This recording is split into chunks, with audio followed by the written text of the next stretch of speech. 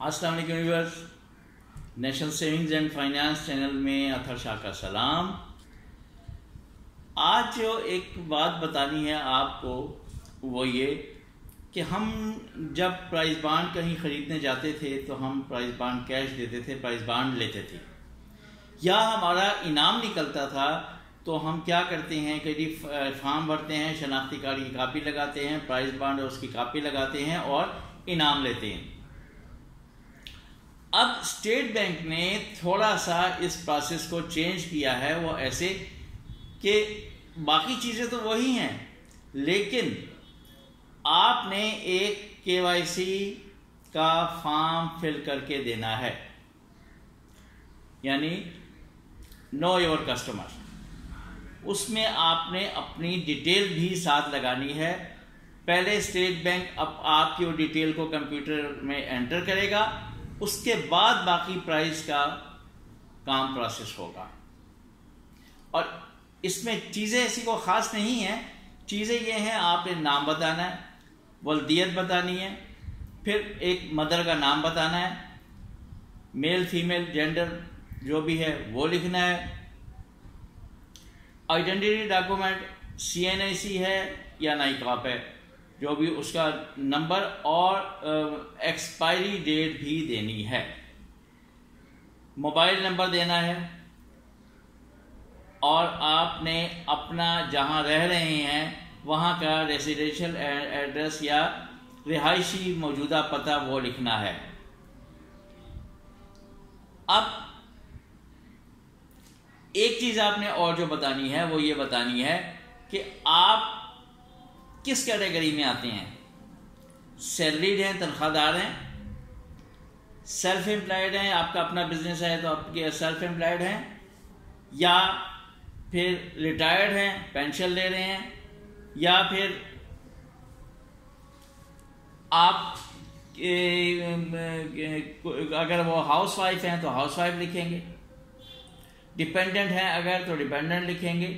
जैसे बच्चे हैं, 18 साल का एक लड़का है, अभी नौकरी नहीं करता, वालिदैन पर डिपेंड करता है तो वो लिखेगा।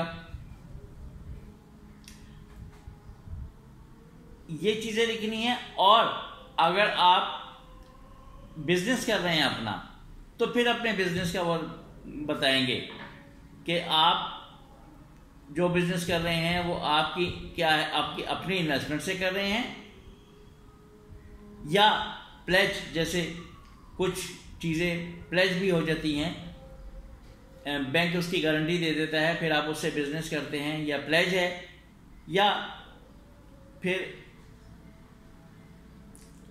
उसका जो है वो कोर्ट के ऑर्डर्स हैं उसके बारे में कोई, या कुछ और। आपने उसकी डिटेल वहां पर लिख कर देनी है। ये तो चीज़ें आप ऐसी हैं कि जो आप उन्हें बता देंगे, लिख सकते हैं। आप अगर प्राइस बांड खरीदने जाते हैं या प्राइज मनी या इनाम की रकम लेने जाते हैं, ये तो वो चीज़ें हैं कि जो आपको पता होंगी, सबको ही पता होती हैं कि अपने बारे में क्या चीज़ें हैं, तो वो आप उन्हें बता देंगे। हाँ, एक चीज़ जो याद नहीं रहती वो अकाउंट नंबर याद नहीं रहता, तो इसमें अकाउंट नंबर भी देना लाजमी है कि आपका जो अकाउंट है किस बैंक में है, उसकी कौन सी ब्रांच में है, आपका अकाउंट का टाइटल जो पूरा नाम आ जाएगा, और उसका IBAN नंबर भी देना है। IBAN नंबर जो PK से शुरू होते हैं और आगे ब्रांच कोड वगैरह इसमें आता है, वो भी आपने देने हैं। ये चीज़ें अब आप जब स्टेट बैंक जाएंगे तो ये चीज़ें साथ लेकर जानी हैं। मतलब है, बाकी चीज़ें तो आप ले जाएंगे, शनाख्ती कार्ड, लेकिन अकाउंट नंबर नहीं होता तो वो भी लेके जाना है। पहले कोविड में ये हुआ था कि कोविड में आप इनाम जो लेते थे वो आप अकाउंट के थ्रू ही लेते थे, उसके लिए तो लेके जाना ज़रूरी था। लेकिन अब आजकल आप कैश भी ले सकते हैं और अकाउंट के थ्रू भी ले सकते हैं। तो जो लोग कैश लेते हैं लेकिन उन्हें अकाउंट नंबर वो बताना लाजमी है। फिर एक चीज़ इसमें जो आपको डिक्लेयर करनी पड़ेगी, बतानी पड़ेगी कि आप पॉलिटिकली एक्सपोज पर्सन PEP हैं या नहीं। पॉलिटिकल एक्सपोज पर्सन खुद हैं या उसकी जो पॉलिटिकल एक्सपोज पर्सन है उसके फैमिली मेंबर्स की अगर कैटेगरी में आते हैं तो भी अपने आप को शो करना है कि जी हाँ जी मैं फलाने पॉलिटिकल लीडर के मैं ख़ानदान से ताल्लुक़ रखता हूँ।